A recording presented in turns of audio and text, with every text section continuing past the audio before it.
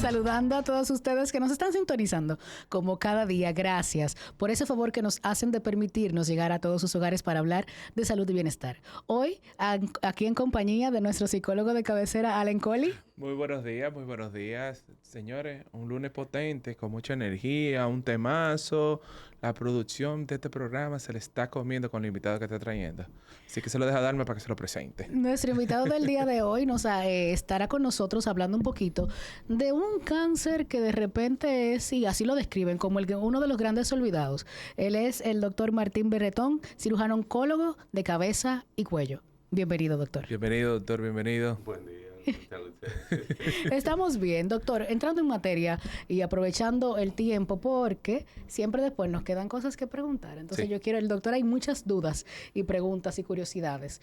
Realmente, como así lo describen, ese es el cáncer de cabeza y cuello, como que la gente se olvida de que puede padecerlo o lo confunde.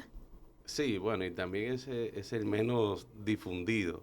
Entonces, al no difundirse, la gente no entiende cuando tiene alguna enfermedad o algo que pudiera padecerlo. Y entonces sí pasa más desapercibido o en su defecto llega ya en etapa muy avanzada los pacientes ya para tratarse. Doctor, como pasa por desapercibido, pero ¿qué tan frecuente es? Bueno, a nivel mundial es el séptimo El dentro séptimo. de los cánceres y en Estados Unidos es el noveno. O sea que no Wow. estamos hablando tampoco de De que algo que... algo que no pase tan comúnmente. Yo entiendo que tiene que ver mucho con lo que usted decía. Quizás se habla menos. Entonces, el tema de concienciación hacia la población, el hecho de que la sociedad lo aborde como tal, como que ni hace referencia al mismo. No, eso es lo que pasa. Igual también con el tema de prevención, que siempre hacemos énfasis que de inicio, por ejemplo, lo de cavidad oral lo ve un odontólogo y la mayoría de personas no van regularmente a hacerse limpieza o a chequearse. Entonces eso es algo que nos hace que se detecte más temprano. Y por ahí iba justamente mi siguiente pregunta. ¿Cómo uno puede decir no? Tengo que ir al doctor porque tengo esto, pero no puedo pasarlo desapercibido en base a las áreas. Porque muchas veces es como que, no, eso es algo de dental, eso es algo bucal. Sí, la mayoría de cosas siempre lo asociamos a algo, o a una comida, o a un trauma que nos dimos, o algo momentáneo, algún virus que anda. Eso es lo que comúnmente la gente lo asocia. Pero siempre se dice que lesiones que duren más de 15 días a pesar de haber tenido tratamiento, lo ideal es ir a evaluarse y tomar una biopsia en algunos casos y darle seguimiento. Doctor, ¿y cuáles son esas lesiones que nosotros tenemos que estar pendientes, que duren más de 15 días usualmente? Depende mayormente lo que siempre comentamos, la ubicación. Porque, por ejemplo, si tú tienes una disfonía, o sea, una ronquera, que viene de la nada y no te evalúa y es constante, entonces sí pudiéramos estar ante alguna lesión que pudiera ser en las cuerdas vocales o en la laringe. O dificultad para tragar, que te molesta cuando tragas o no puedes tragar, o alguna llaga, alguna lesioncita leucoplásica que son blancas o rojas, que no desaparezca a pesar de usar tratamiento. Entonces ya son síntomas que te están alertando de que tienes que evaluarte. No todo es malo, pero sí son lesiones que pudieran caracterizarse como premalignas, que no están dando una antesala de lo que puede venir a pasar. No todo es malo, pero más vale, ¿verdad, doctor? Ir ante cualquier síntoma o cualquier signo como que extraño y decir que usted nos diga todo está bien y no que sea lo contrario y llegar muy tarde. Sí, porque la mayoría de veces pasa eso, que cuando llegan más en cabeza y cuello, que vamos a decir, aunque tarda un poco en diseminar, hacer metástasis a distancia, pero muchas veces son localmente agresivos y entonces ya las estructuras estar tan cerca, ya se vuelve de lo que pudiera ser resecable o operable, ya no ser ni resecable ni operable por el tiempo que lo dejan avanzar tan rápido. Doctor, cuando hablamos de eso de cáncer de cuello y de cabeza, ¿existe tipología de esos del cáncer específicamente en esas dos áreas? Sí, el más común es el carcinoma epidermoide, el de células escamosas células escamosas o carcinoma epidermoide. Es relativamente lo mismo, simplemente es el más común, es el 90% de los cánceres de vía aérea digestiva superior y se asocia mucho a lo que es el cigarrillo y el alcohol. Y ahora también, ya en los últimos años, se asocia también a lo que es el virus del papiloma humano. Ay, ese lo vamos a dejar para tocarlo en el próximo bloque porque sé que de ahí se desprenden muchos Sí. temas con el VPH. Doctor, hablamos de cabeza y cuello, pero ¿hasta dónde intervienen ustedes? Porque es como que muy amplio y de repente pueden verse o uno confundirse en las áreas. Sí, bueno, la parte intracraneal, el cerebro, esa parte nosotros no las manejamos, igual que tampoco las lesiones en la columna cervical, no la manejamos. Ya después las estructuras, vamos a decir, tejidos blando y óseo, de la parte de la base del cráneo hacia abajo, hacia el cuello, la manejamos. ¿Están conscientes? O sea, hay un signo, ¿verdad? Hay una lesión que está viendo ese paciente. Normalmente el paciente decide ir donde un oncólogo o tiene que pasar por otro especialista primero y ellos refieren. Si fuera lo ideal, o sea, evidentemente con el tema de prevención, fue como te dije, mayormente siempre deberían de pasar por algún médico y entonces ya cuando llegues porque tiene algún diagnóstico. Pero muchos de los casos, o sea, llegan directamente. O sea, que no, tampoco es que está mal, pero sí igual con todos tenemos que tener tres cosas, que es la biopsia, las imágenes y el examen físico. O sea que si no tenemos eso, entonces no podemos tener un diagnóstico ni evidentemente poderle brindar un tratamiento, ya sea quirúrgico o clínico de la parte oncológica.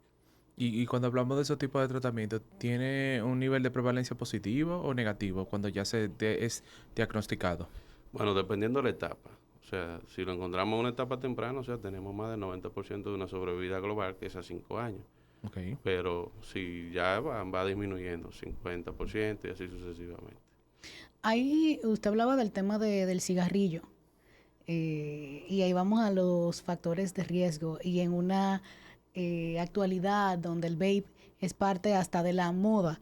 Lo uso por moda porque quiero pertenecer, ¿verdad? En edades que quizás no tienen la conciencia directamente. Sí, evidentemente los cigarrillos electrónicos, tanto como la juca y esas partes, tienen vamos a decir, una finalidad, que es que también tienen nicotina, tienen muchos componentes químicos y además el exceso, el uso en exceso, hace que podamos tener las mismas sintomatologías. Lo que la gente dice, bueno, es que no estoy quemando, no estoy haciendo una combustión, pero ya no es que estoy inhalando un humo, sino es como un aerosol, así es que lo describen, que no es como la gente lo quiere poner, no, es es un vapor que estoy inhalando, no es un vapor, o sea, estás inhalando un aerosol por todos los químicos que tiene. Y en muchos de los casos, está descrito, lo pueden buscar en internet, que los fabricantes, si quieren, no dicen todos los componentes químicos que tiene. O sea que no tenemos 100% la certeza ¿De qué es lo que de están? cuáles son los ingredientes base que están teniendo esto, y todo en exceso hace daño. Allen, yo sé que tiene preguntas, pero las va a hacer Claro. después de esta pausa.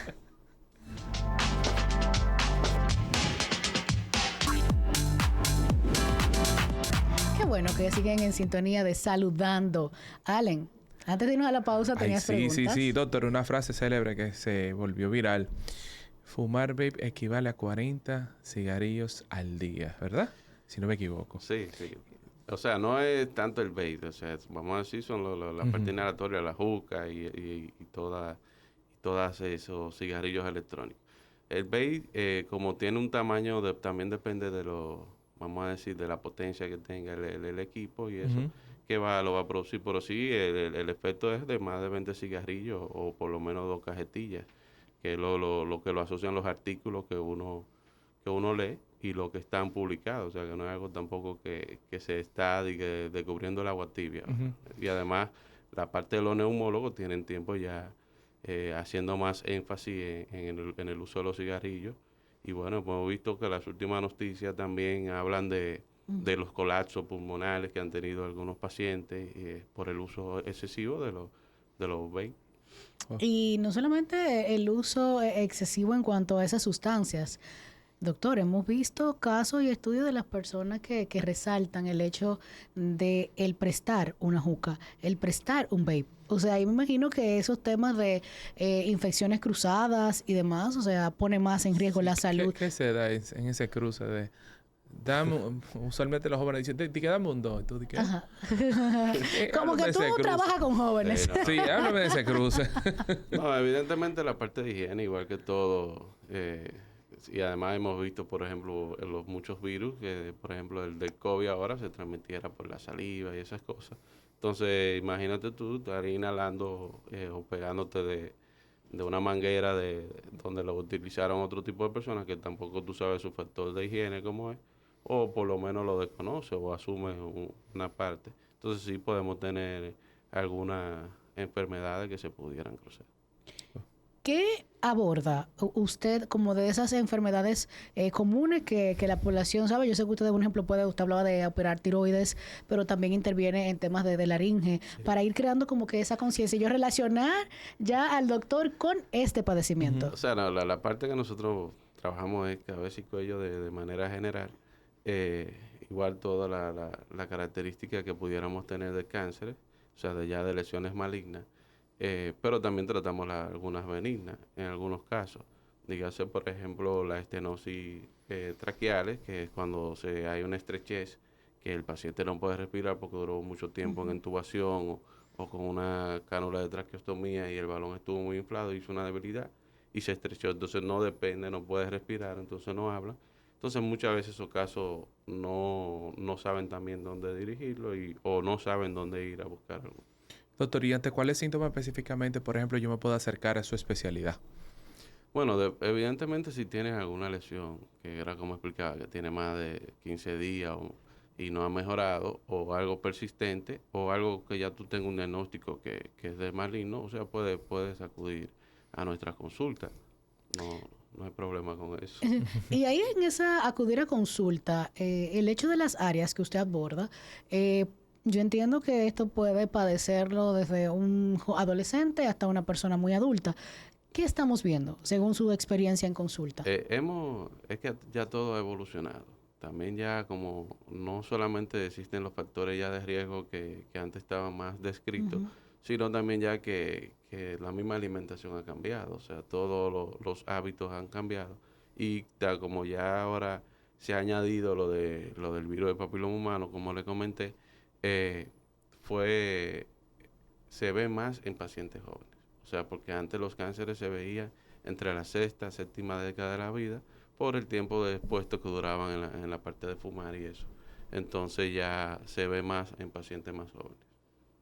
Esto llama mucho la atención Sí. y creo el hecho a la conciencia y a esa prevención, como usted decía, doctor, pero la conducta, ¿no? Los hábitos que estamos teniendo. Sí, la parte...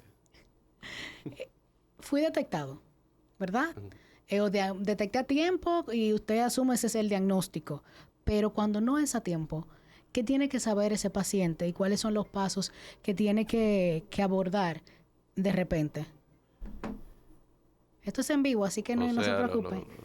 La pregunta es, o sea, ¿fui El detectado paciente con qué? ¿Con diagnosticado cáncer? con uno de los cánceres de cabeza o cuello, ¿qué sigue? ¿Todo el mundo tiene que ir a cirugía o hay todo tipo de tratamientos? No necesariamente, se va a depender el área, o sea, como hemos hablado también de que a pesar de que se dice cabeza y cuello, se escucha pequeño, hay muchos sitios y subsitios que son los que nos van a ir caracterizando qué es más favorable para el tratamiento.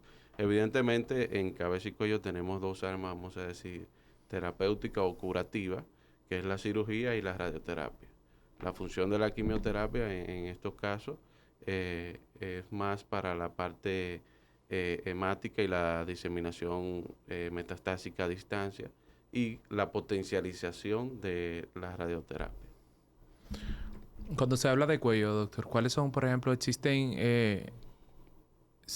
los cánceres se pueden, como quien dice, diversificar a áreas específicas? Por ejemplo, laringe, cuerdas vocales. Sí. Por ejemplo, casi cada área tiene su sitio. Por ejemplo, la laringe, como dice, la laringe se divide en tres. En lo que es supraglótico, lo que es glótico, donde están las cuerdas vocales, y lo subglótico. Entonces, también depende del sitio donde esté ubicado la lesión y el tipo de lesión que pudiera ¿Existe un factor común para esos y cuál es más propenso a dar?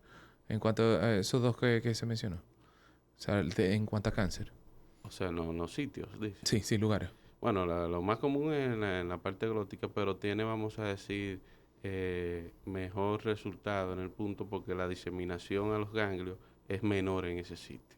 Okay. Entonces, mayormente también la etapa en la que se pueda encontrar va a definir ya qué tipo de tratamiento es el ideal para llevar. ¿Hay una incidencia de que sea más en hombres o más en mujeres?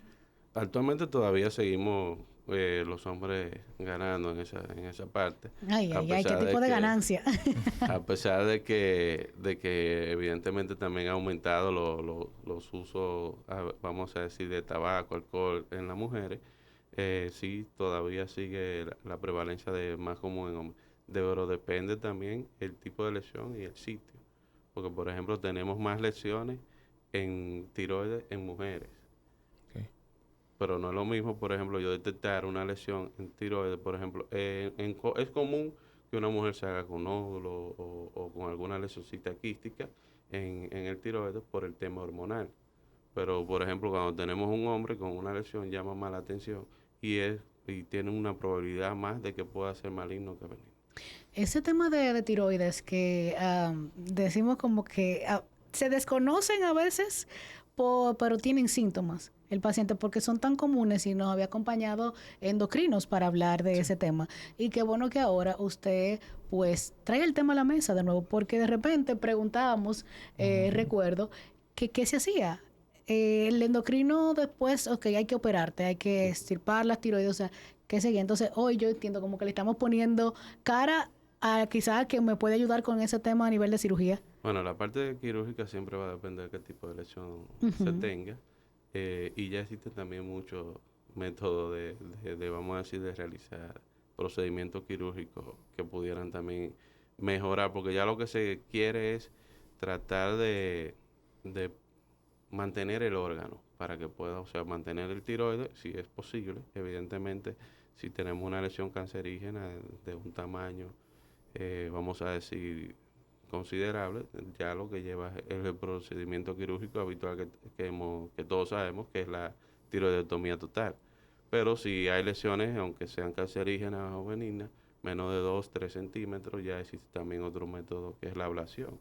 Entonces, y preserva la glándula, o sea, estamos ante una evolución de tratamiento para tratar de preservar ese órgano, pero en su funcionalidad la cirugía también va a depender si tiene una lesión benigna, un bocio, por ejemplo, que es un aumento de algo benigno, pero tenemos una glándula muy grande, no puede respirar, no puede tragar.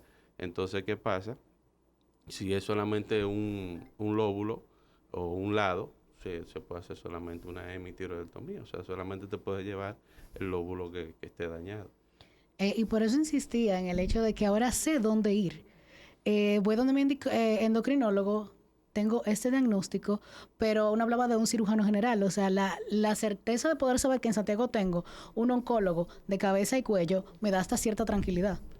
Sí, lo que pasa es como siempre hemos dicho, en nuestra parte convergimos de varias especialidades y que fue la misma que hizo que se creara esta subespecialidad. O sea, al ser pequeña, por ejemplo, trabajamos varias especialidades. Tenemos los otorrinos, los maxilofaciales, los cirujanos generales o cirujanos oncólogos. Entonces ya lo que se hizo fue, bueno, vamos a crear una subespecialidad donde la parte pueda tratarlo un especialista específico de esa área. Doctor, muchas preguntas, pero me surge más con lo de los tiroides. ¿Por qué es más, o sea, por qué en el hombre llama más la atención cuando se da, por ejemplo, un diagnóstico? Ah, mira, tú tienes la tiroides alterada. ¿Por qué? Me da curiosidad eso. Por lo que estaba comentando, que la parte hormonal. Pero, Las mujeres son más hormonales que los hombres. Cuando un hombre tiene una lesión, mayormente en el tiroides, y depende de la característica, pero el más tiene más del 50% de ser una lesión maligna. Porque mayormente son una lesión solitaria, la característica que la acompaña en la misma lesión. No te estoy diciendo que me sale una lesión, tiene que ser algo malo, claro. no. Pero evidentemente sospechas más en un hombre de que pueda ser maligno que en una mujer.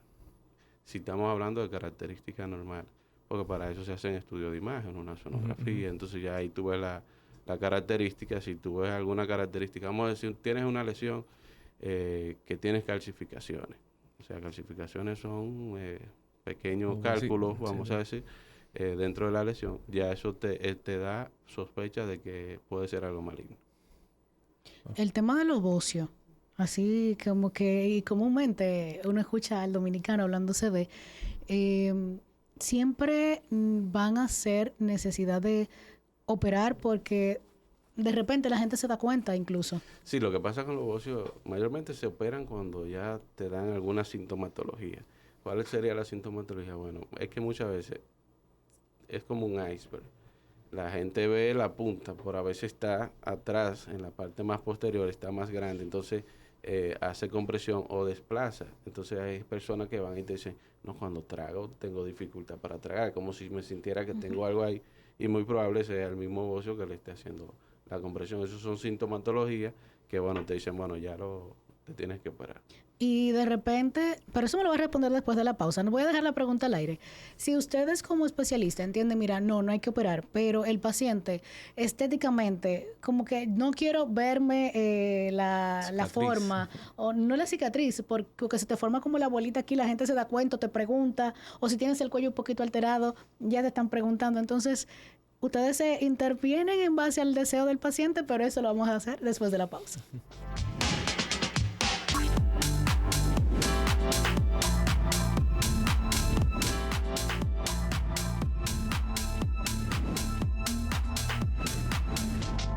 Aquí estamos conversando, señores, que siempre hay temas muy interesantes y tenemos que aprovechar los especialistas que nos visitan. Antes de irnos a la pausa, aunque ya el doctor me aclaró también fuera de la pausa, siempre el bocio tiene que ser a consideración del especialista cualquier tipo de tratamiento o decisión quirúrgica. No, como te comentaba, existía la parte sintomatológica, o sea, que ya son si tú tienes algún síntoma, evidentemente es lo que ya lo vuelve con un criterio de operable o no. Sí, sí te puedo decir, evidentemente, no, mira, tiene un tamaño pequeño, pero si ya, como tú dices, que se nota que es algo grande y te molesta, entonces ya esos son los criterios ya para que se vuelva operable. Pero también existe, porque tú dices, no, si yo quiero operarme, no sé, o sea, si es operable y tú quieres operarte es lo ideal, pero también existen muchos casos que lo que lleva es cirugía y los pacientes no se quieren operar. Entonces ya también, a pesar de que tú sabes que es cirugía, existe la parte de que el paciente no se quiere operar. Entonces ya es un criterio de que no es operable. ¿Con qué lucha a nivel psicológico en un paciente que se resiste al diagnóstico o a la recomendación del especialista? Bueno, usualmente cuando hay una resistencia a un diagnóstico, digamos que se da los procesos de un duelo, o sea, pérdida de algo. Estoy siendo diagnosticado con algo que me va a afectar mi calidad de vida automáticamente, pues entienden que aunque haya pronóstico positivo, ya digo, concho, no voy a ser la misma persona porque me va, por ejemplo, a alterar mi estado de anímico. Voy a tener que depender de unos medicamentos diarios. Un sinnúmero de otros factores que la persona se empieza a sobrepensar y digamos que se llenan mucho de emociones negativas, que es lo que viene siendo ansiedad, miedo, incertidumbre, preocupaciones, por ahí se va. Doctor, en esta parte final, al inicio usted hablaba del virus de papiloma, quizás también una de las razones de cáncer de cuello, ¿verdad? De garganta. Eurofaringe. Ahí denos los detalles y qué medidas preventivas. Dirá doctor, hay una sola. No. Lo que pasa es que igual siempre que tocamos ese tema tratamos de hacer el énfasis más sobre una que no se sabe el momento exacto, ni cuándo ni dónde se contagió la enfermedad. Entonces, aparte de eso, no es que si tengo papiloma humano voy a tener cáncer. O sea, sí es un factor que pudiera llegar a convertirse en un cáncer, igual y se asocia, pero no es que tengo esto y ya tengo que tener un cáncer por obligación.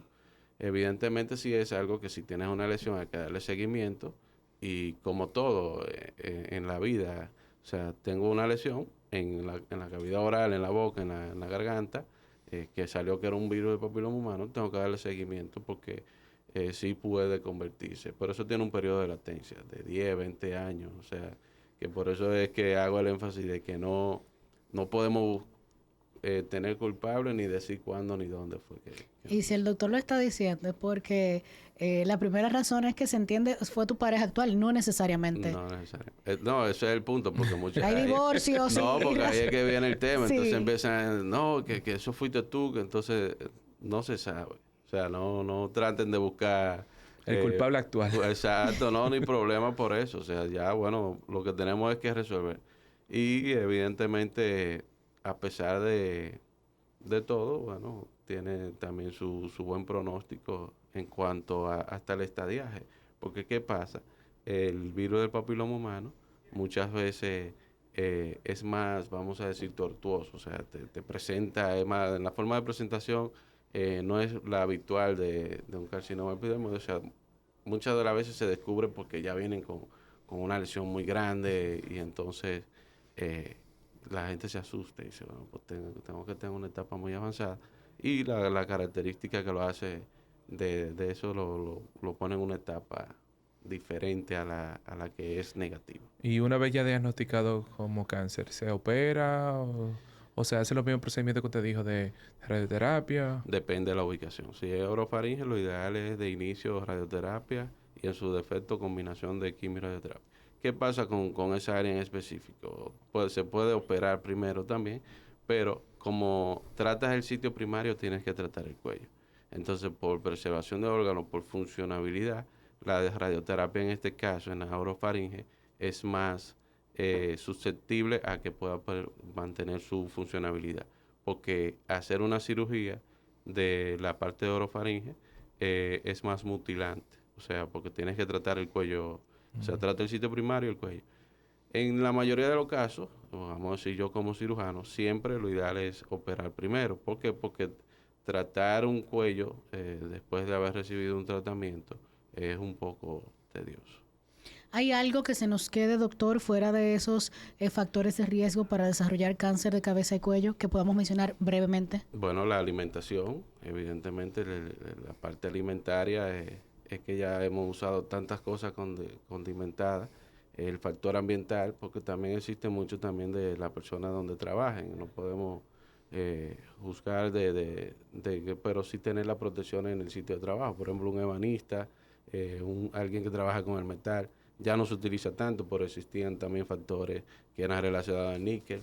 También la parte de masticar el tabaco, no solamente fumarlo, porque muchas veces también, como aquí tenemos una cultura gallística, que Sí. le gustan la parte de los gallos, entonces usan mucho el tabaco, Sí. entonces, Masticable. y se lo dejan ahí, entonces eso va creando un factor que puede predisponer al cáncer. Doctor, nos queda poquito tiempo, pero efectos secundarios, por ejemplo, después de puede afectar las cuerdas vocales cuando se le está dando radioterapia o cuando se les descubre algo así como efecto secundario. Bueno, todo tiene su efecto secundario. Evidentemente, la parte de radioterapia, eso lo maneja un radioterapeuta, pero de manera así que todos más o menos sabemos, es la parte ¿cómo se dice? La quemadura que puede Sí. producirle, o sea, la parte también de que vuelve una rigidez, una estrechez también en los tejidos, porque ¿qué pasa con la radioterapia? Le da a las células malas, pero también le da a la buena. Entonces es algo que tenemos que entender esa parte. Que por Entonces eso también crea una mucositis, o sea que es como una irritabilidad de la boca. Estoy tratando de buscar las palabras Sí, como sí, que me tranquilo. puedan Entendí. entender, que no sean tan... una resequedad de la boca, o sea que las glándulas salivales se atrofian y no produzcamos la saliva necesaria. Y esos son como lo más comunes que pudiéramos ver en cabeza y cuello. Doctor, ¿dónde nos comunicamos con usted? ¿Dónde lo Redes encontramos en las redes sociales sociales? Estoy en la Clínica Unión Médica, en el consultorio 687 de la Torre F, en Instagram, como Martín Bretón M. Y Ahí, al alcance de Al todos. alcance. Doctor, Excelente. agradecemos su tiempo y que, señores, iniciando semana y que usted hiciera ese aparte en la agenda para compartir con nosotros y nuestro público, para de verdad que es bastante importante. Así que Gracias, gracias. Gracias a ustedes por Y que no sea la primera vez. Tiene que volver. estamos La a orden. última, ¿verdad? Que sea solamente la primera. No, estamos a Tiene la que orden. volver. Allen, Tal vez, querida. gracias por estar. Será hasta la mañana próxima. cuando nos encontremos nuevamente en Saludando.